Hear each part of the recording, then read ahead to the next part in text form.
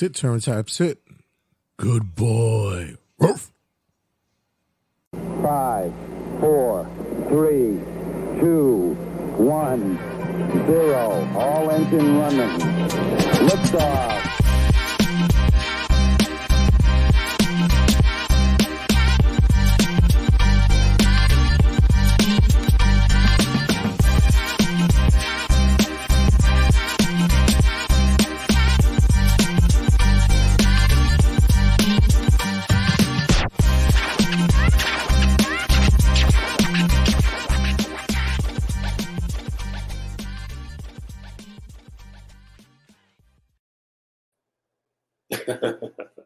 Well, look at that. Look who's coming into our picture this day and age. It's been a long time coming, my brother. Yes, sir. Too long. How you doing, man? Man, if you guys don't know right now, then that's your fault, because honestly, the mogul is in the building. Our boy from Brii Combination Wrestling. I appreciate that, man. Anthony Cole is in the building. Man, bro, let me tell you something. Age don't have anything on you, bro. You age fine. It's true what they say. Black don't crack, baby. It don't crack. Don't crack, baby. You're like marble over there. Egyptian appreciate marble. That, man. I appreciate that. Man. So if you guys don't know, in my early days of starting Turnbuckle Tabloid, Anthony Cole was one of the first guys to come into the studio. He came in with an entourage the first time he stepped in, and they were legit. They were, fine, dine, ready to light up cigars and shit. They were doing it up that night. Shout out to my boy Raymond Sanchez. Ray Sanchez was in the building that day. He's actually watching now. Yes, sir. Yeah, he sure enough was there, and you guys pulled up heavy, man. It's been a while, man. Who knew that Brii Combination Wrestling? I mean, of course, we've always talked about your love and passion for wrestling, but also the fact that to keep the business going on and strong, even through the toughest of times, you guys have made it. What's been going on with that? Oh man, it's a grind. It's an everyday grind, and like I tell my team, the road to success is not paved in gold. So we're gonna hit hard times. We're gonna hit times where we're gonna look at each other and be like, "Do we really want to do another show?" But you know what? I don't give up, man. I never give up. If I start something, I gotta see it all the way through. And with each year of BCW, it's like we all look at each other and say, like, you know what? Next year we could do it even better. And knowing that there's room for improvement and that we can do it better, that keeps driving me, man. It keeps me hungry for this, and I love it. I love it. Yeah, I have to say that you definitely you have that entrepreneur ambition, that drive that keeps it flourishing and keeps it going, man. And we've talked about your early incarnations of what you get into, clothing lines, music and Mhm. stuff like that, and Yes. it's still there. But Mhm. why wrestling? Why continue with wrestling? You know what? Why wrestling? Because it's a completely different beast. It's like you said, like with my other companies, like with the real estate, the Mm, most that'll happen is like two agents to say, I want a half a point on this deal because I'm gonna work with you and I want a half point. And then they'll work that out amongst themselves. I don't really have to be involved in that. With the hip hop, you might have two teams that got beef with each other, but they don't never need to see each other, right? You can book the one team at a specific time, you get them in, you get them out, the other team comes in. So they don't need to work with each other at all. However, right. with the wrestling, it's like, these guys got to work with each other, and sometimes it's like, I don't want to work with this person, or I'm not comfortable with that person.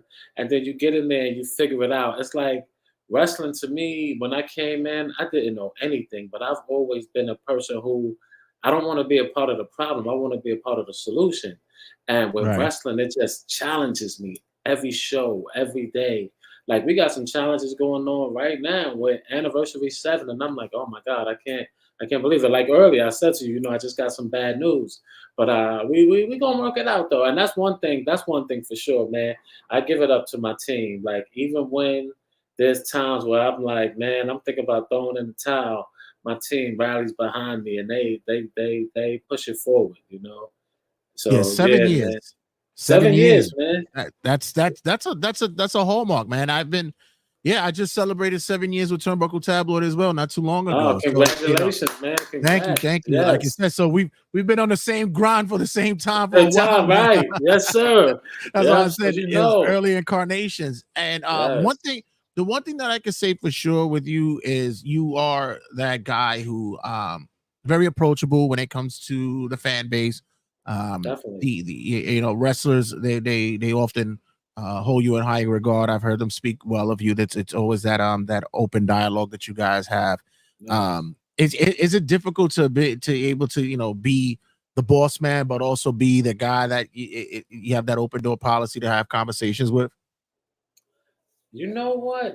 Not really. Like, because I separate the two.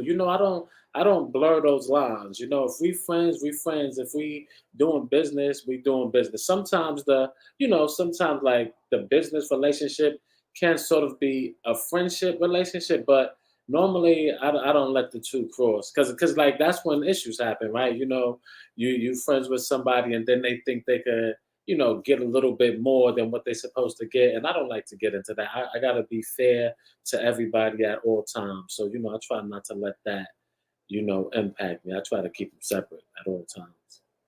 Yeah, that's it's a tough Yeah. business practice to have. Many individuals aren't able to have that ability to juggle both and still be Mhm. able to be honorable and such like that.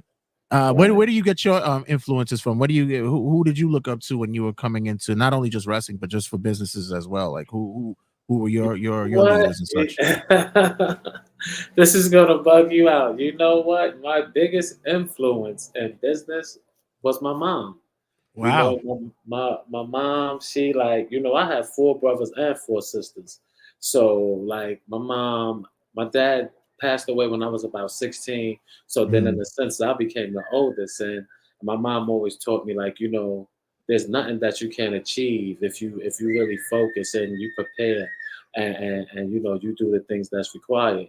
And I would watch my mom take care of 9 kids and struggle, but we always had clothes on my back. We always had food on the table. So my mom has been my biggest inspiration, man. I love you. I love you, mom. yeah, So that's a yeah. beautiful thing, man. Mhm.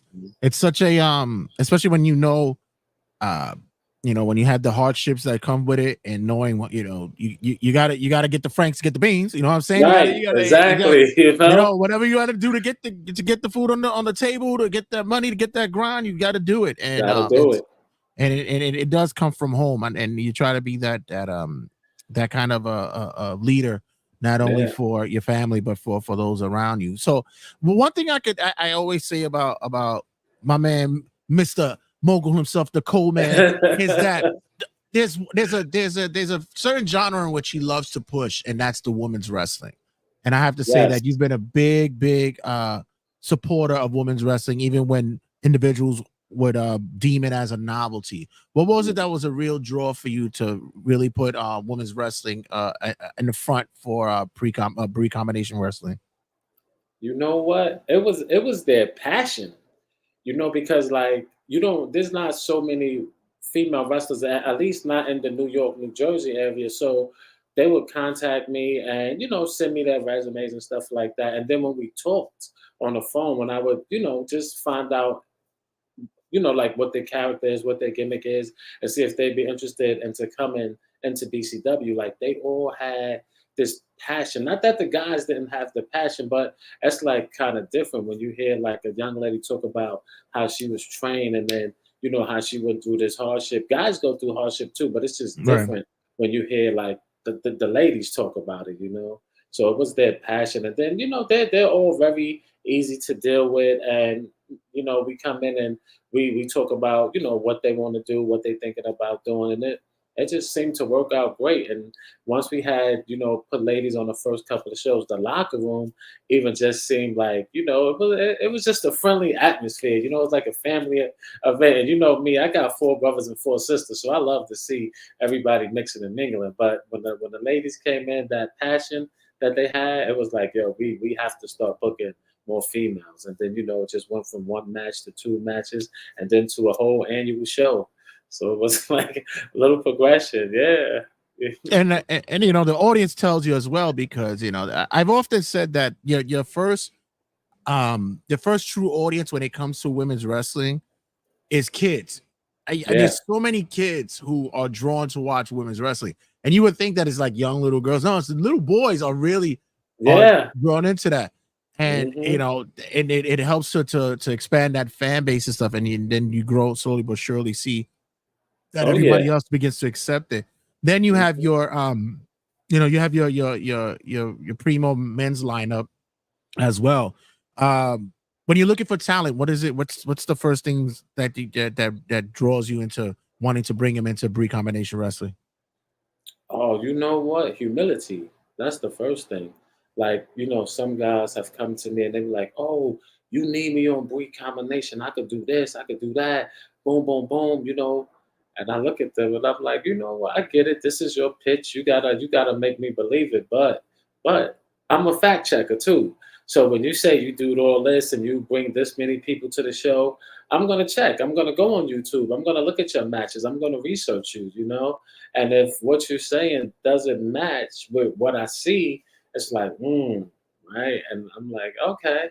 And then, some people come in and I say, well, who you train under? Soon as they hesitate, right? I go, so who do you train under? They go, hmm. Like, well, if you're training every day the way you're supposed to be training, if this is your business, you shouldn't have a problem telling me who you train under, right? Right, So, right, right, right. Definitely. yeah, it's just different things. And then it's like, not only do I look for your in ring work, but I also look at your out of ring work. Like, how are your promos going? What's your interaction like with the fans on social media? Does anybody like respond when you put up a post or something like that? I take a look at the whole picture, and then if they check the boxes, it's like, boom, let's do it. So and it's been good. We brought in some new people over the last couple of shows, and it's all worked out well. I've been enjoying it, man. 7 years, I can't believe it. Yeah, listen, it's a true testament to drive, ambition, and putting together the craft and the work. And like you said, wrestling is one of those that's fan base driven, but it's also a real it's a real core audience that Yeah, helps to better you and sharpen, iron sharpens iron as always. But you guys, that's the audience and the company itself work together to put things over. um it was this the goal when you started off, that you're like, do you feel like you're at your point right now of where you should be when you thought about this 7 years ago? Nah, not at all. Not even close. Like I thought at this point, we would definitely be doing shows in more states. I mean, we done something in Puerto Rico. You know, we started in New York, New Jersey. So if you have to say by state, yes, we have done multiple states, and Puerto Rico is a U.S. territory. Hmm. But I thought we'd probably be doing like Baltimore, Philadelphia, things like that. You know, but when that pandemic hit, and then I was injured on top of that for Right. like 3 years. Like it really set us back. But you know what? A little setback for a bigger comeback. And what that actually showed me was that my team, man, my team is down for the cause because they could have easily walked away. You know what Mm. I mean? But and they all tell me they like, yo, and we working with you, man. We here. You know, and I guess that's because I always respect my team, and even when we have disagreements, but it's never disrespectful. You know what I mean? And that's one thing that I appreciate with them. Because I always tell them, like, you don't always have to agree with me, but when we approach each other, let's just make sure we respect each other. We can have disagreements, but let's just make sure we respect that. Yeah, it's Get kind of it's tough, especially when you mentioned, yeah, you had your injuries. We spoke about them before, hmm pandemic and stuff, and sometimes it'll fall by the waistline where you'll just say, you know what, just let's just close shop. But right, nah, you right, guys, you mm-mm, guys are keeping it pushing and keep it right, going. Yeah, so yes. just we'll do a quick sponsor break right here. So let everybody know what's upcoming. The seventh anniversary. Where's this going down? What's happening? Oh, June 9th, BCW 7-year anniversary, 106 Bergen Avenue, Richfield Park, New Jersey, at the Mecca.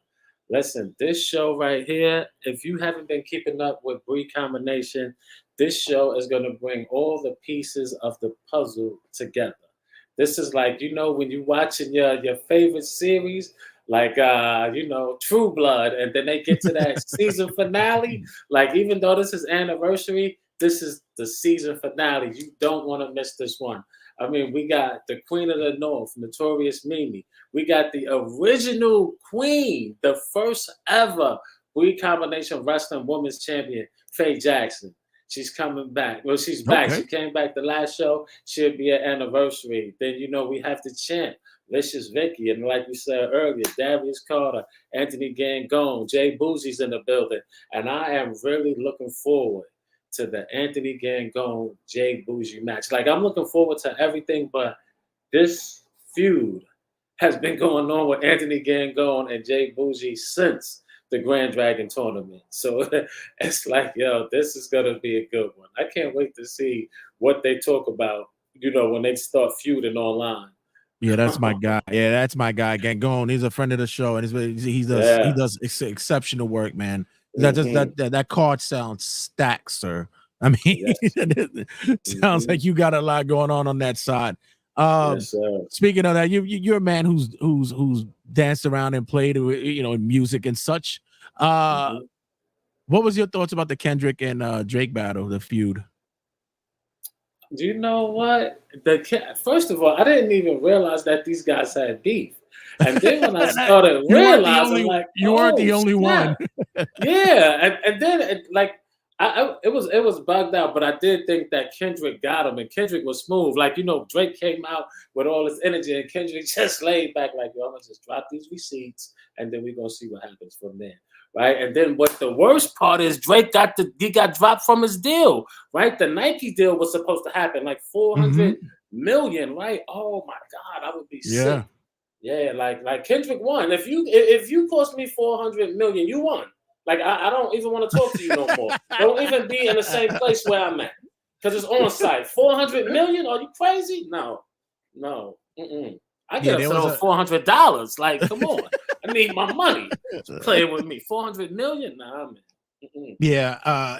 This was one of those that you kind of got lost in the shuffle for a minute because I felt the same way. It was like, shit, I didn't even know these guys had heat with each other. Right? And Yeah. then all of a sudden, when it went down, it was like, whoa, damn, it got hmm ugly. It It got got ugly real, for it real. It got got real real ugly. ugly. Yeah. True Oh essence man. of it.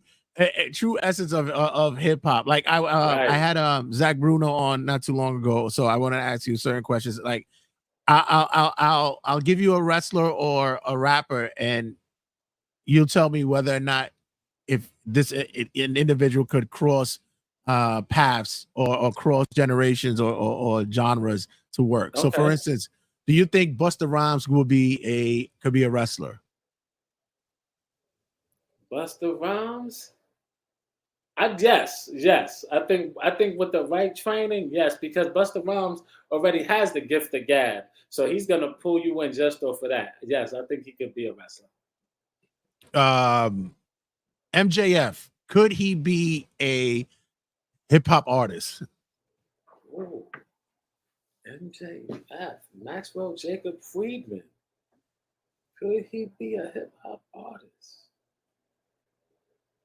Huh. You know what? I don't think so. I'm gonna have to No, say no. Nah. we can't. Like We won't get Two Live Jew out of him. We can't. Too loud. I love it, but nah. I love that. We Yeah. won't get. We Nah. won't get instead of two change. It'll be $2 from him. We can't get that. Right. From him. Yeah. Exactly. Yeah. Nah. We pass on him. Yes. Okay. Eminem, could he be a wrestler? Could Eminem be a wrestler? Nah. I don't think Eminem could be a wrestler. I would have actually taken him as to be a cornet. He would be a good mouthpiece. He would be a good mouthpiece. Yes. Yeah, I he would agree be a with good that. manager. Yeah. We're gonna have that. They come out with them quips and stuff like that. The comebacks with he could definitely be a Jim Cornette. Mm-hmm. I believe she's come across your way. Willow Nightingale, could she be in hip hop? Willow Nightingale could be anything she wants to be. I remember meeting Willow Nightingale when she first started, back in 2015, 16, and to watch the progression of Willow, oh man, I'm so impressed with her. I definitely think she could transition to be a rapper.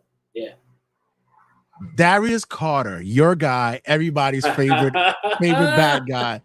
Could he be in hip hop? Oh, could he be in hip hop? You know what? I'm gonna say yes. I'm gonna say yes because Darius, he has that vernacular, man. That even when I battle Darius, when we go at it verbally, Right. I have to be at the top of my game. Don't mess around with Darius. So I think that if he applied that same skill to the rap game, especially like a battle rapper, like a Darius Carter versus Loaded Lux. Yeah, definitely, yeah, I could see that. Mm-hmm. I was going to bring that up too because I've been seeing the rounds and such that now that hip hop is embracing wrestling even more these days. You got rappers, right. Griselda and such. They're very much in tune with hip hop. Loaded Lux, DNA, yes, Charlie Clips. They all love their wrestling, and they'll do their liners with that. Shout out to our boy from Respected Craft podcast. Shout out, good evening, gentlemen. What's going on, Ray? How's everything going on, sir? What's up, Ray? Is it something that the culture's been needing from time to for this time for it to happen? Some crossovers? Yeah. Yeah, definitely, man. Definitely. Because when you think about it, it's all connected, man. It's all connected. All the rappers that came up, they want to be wrestlers, and the wrestlers want to be rappers. You know what I mean? And when I see the two of them together, like when we did Anniversary 4, Atlantic City, we had Mr. Cheeks with us, and then Mr. Cheeks came out with Faye Jackson to the ring. That was dope. That was what we needed to have happen, and the way it happened came together. Oh, it was amazing. So I think, we definitely need this. We need to come together in one big melting pot and start getting this money printed for us. Yeah. It's everybody had always associated with wrestling and rock, early on, especially with the rock and wrestling movement in the 80s and stuff like that. And, now that we're progressing forward and people recognizing hip hop and its importance. Hell, Sexy Red is going to be on NXT next week. Like, hell, what are we Come doing? on, baby, get that money. Look, that's right. What are we doing here? Like, it's crazy. Like, what are we doing here? But are you looking to do a little bit more collaborations as well with hip hop, bringing it to BCW? Most definitely, man. And listen, Remy Ma, Pat Poose, and Fat Joe, if y'all watching, respond to my email. I need y'all to perform all the way up at BCW. Come on, baby, hit me back. That would be fire. I'm ready. I'm ready to bring in, everything, make this thing pop. Like I even want to bring in an orchestra. Like there's a and in California, I think that T-Pain is doing like a Juneteenth festival. And with this, all of his songs that he's performing are gonna be performed with the live orchestra. Like I was reading something about that the other day. I was like, oh wow, that is gonna be nice. I'm like, if I could get to that, that would be cool. So yeah, bring it all together, man. It needs to be together. Yeah, I'm glad that hip hop, since I've been in the culture for so many years and just was almost worried about it because it looked like it was falling by the wayside and it looked like it was just going to fade away. But when you got emerging stars, you get old school rappers are making their comebacks and such. The Tiny Desk is actually a great platform as well for artists and such like that. Yeah. I'm happy to see that it happens in not only in hip hop, but wrestling has made its resurgence as well. The indie scene is getting bigger as well. You guys are making that it's making that happen as well.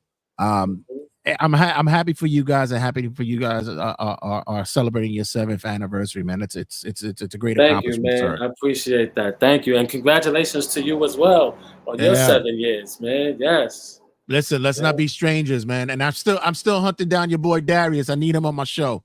He's been ducking me for the longest. I'll reach out to him. Tell him he's a wanted man. Yes, sir. But thanks again for your time. Where everybody can get you at, and once again, do your plug once again for Brii Combination 7th anniversary. Oh yes, Brii Combination Wrestling 7-year anniversary. The Mecca, Richfield Park, 106 Bergen Avenue. Doors at 4, show at 5. Tickets available right now on annie7.eventbrite.com. And you can check us out on Facebook, Instagram, and Twitter at Brii, BRII_combination. Follow us on all platforms. We appreciate you. Oh man, and we appreciate what you do for not only for wrestling fans, but for the culture as well. And thanks again, Mr. Cole. The Mogul is back in the building at Turnbuckle Tabloid. Guys, don't go anywhere. Stick around. We have much to talk about, and congratulate this man. Give him his flowers right now. This is where it's at right now. Give him his flowers right now. So, guys, don't go anywhere. Stick around. Much to talk about. See you guys in a sec. 2, 1, 0. All engine running. Liftoff.